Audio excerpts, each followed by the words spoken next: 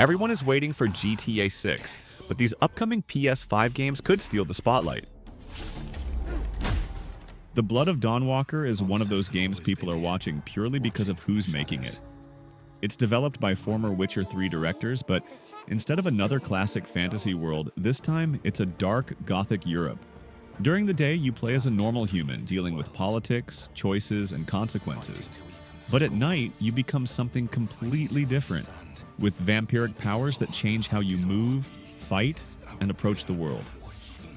The big question is whether this will be a deep RPG with real consequences, or just another stylish concept that looks great in trailers, because right now, Dawnwalker feels ambitious.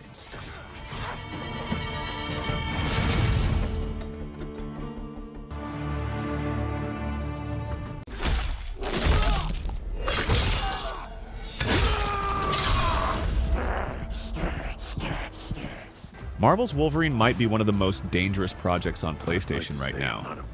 Not because it looks bad, but because expectations are almost impossible to meet. This is made by the same studio behind Spider-Man, so everyone already assumes it's going to be amazing. But the real question isn't how good it looks, it's how much freedom it actually gives you. A dark, violent character like Wolverine needs more than cinematic fights. It needs systems, choices, and a world that reacts to what you do, not just a series of scripted set pieces. If this ends up being just another polished superhero experience, it will be forgotten fast. But if Insomniac actually leans into the brutality and lets you play your own version of Wolverine, this could easily become one of the most talked about games of the generation.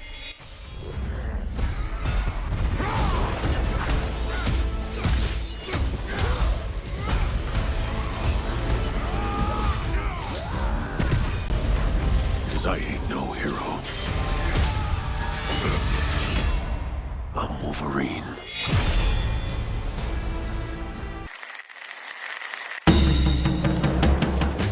Stranger Than Heaven started life as Project Century, but what everyone actually remembers is its title reveal. A project with almost no concrete info yet, but a vibe that feels completely different from what we've seen from its developers before.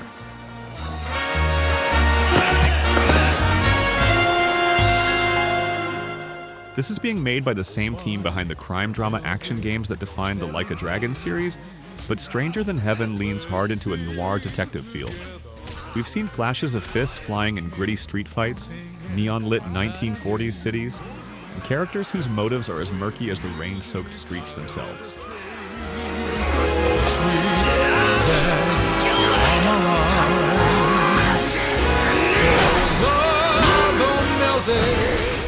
What's weird is that we still don't have a release date or even a solid gameplay breakdown.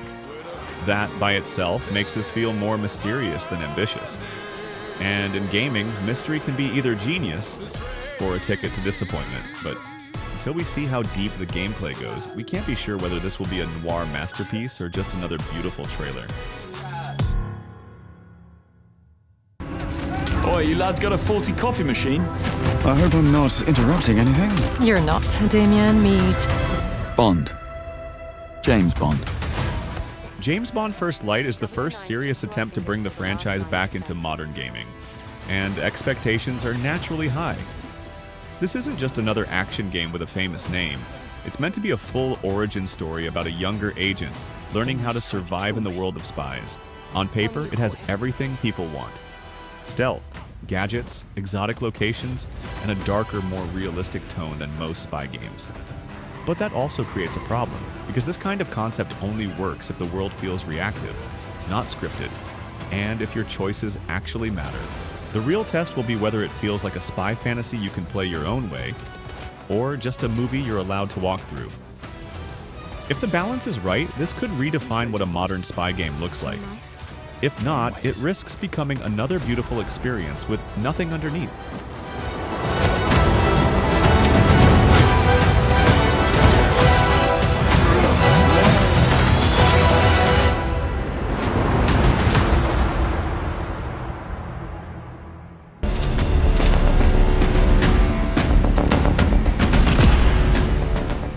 Osiris Reborn is an upcoming third-person action role-playing game set in one of the richest science fiction worlds ever created.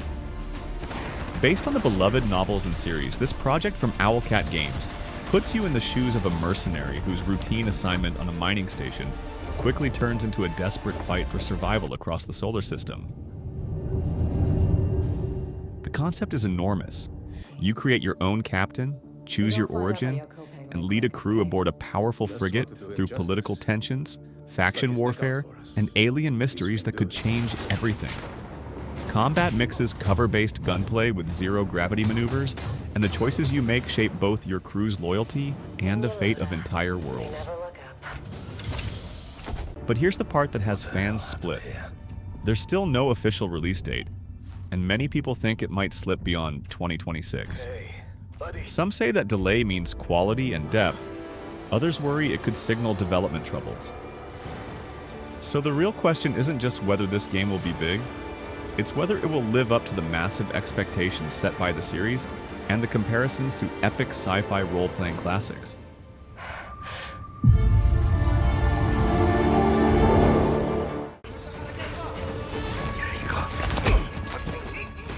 Blood Message is one of those games that came out of nowhere and instantly made people pay attention.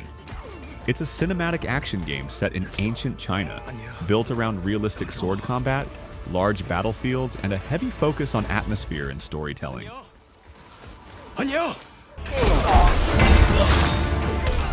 In this game, you play as a nameless messenger and his young son, racing across hostile terrain to deliver a message that could change the fate of their homeland.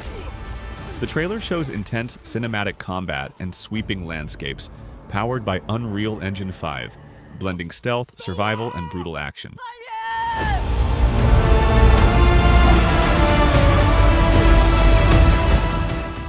But here's the real question.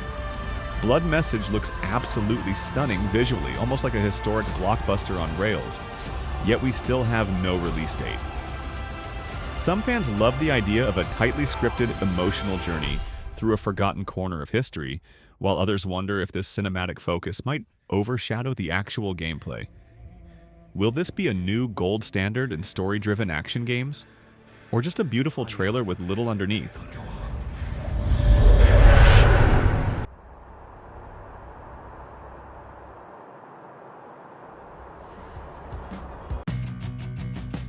Ananta is an upcoming open-world role-playing game that's been building real buzz since its reveal as Project Mugen.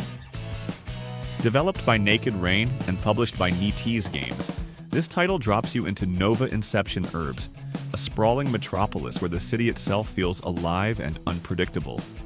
It promises a level of freedom that few games deliver, from exploring vibrant neighborhoods to switching between traversal styles, vehicles, and even grappling between skyscrapers in real time.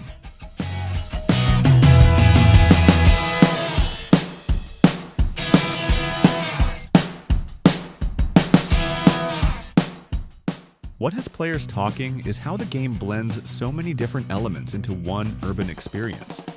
You can climb walls, swing through alleyways, ride cars, and even take part in gang clashes, all while building your own crew and shaping your path through a world full of strange, unexpected encounters. It's easy to see why some fans are jokingly calling it anime meets big city sandbox.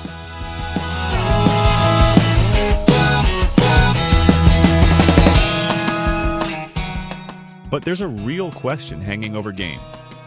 Will it be more than just eclectic mechanics and vibrant visuals?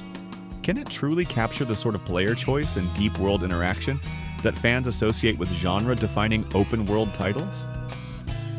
The hype is strong, the trailer looks exciting, but until we actually play it, we won't know whether this city is truly free, or just a beautiful playground with limits hidden under the surface.